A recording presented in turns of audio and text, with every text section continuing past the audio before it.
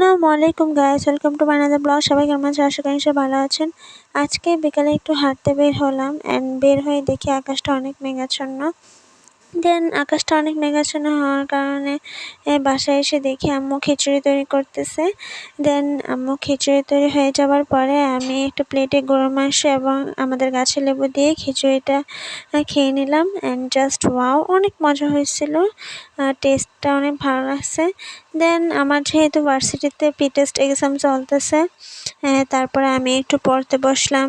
পড়াটাও তো খুব জরুরি। জাস্ট ওয়েদারটা ফিল করলে কি চলবে? ওয়েদারটা এনজয় করার পাশাপাশি খাবার দাবারের পাশাপাশি একটু পড়াশোনা করতে হবে। ভার্সিটিতে যেহেতু এখন এই টেস্ট এক্সাম, তারপরে একটু পড়াশোনা করে এখন আমি বসে বসে টিভি দেখবো। পড়াশোনা করা শেষ, এখন আমি টিভি দেখবো। সো ভিডিওটা সবাই কেমন লাগছে অবশ্যই জানাবেন। সবাই ভালো থাকবেন, সুস্থ থাকবেন। আল্লাহ হাফিজ।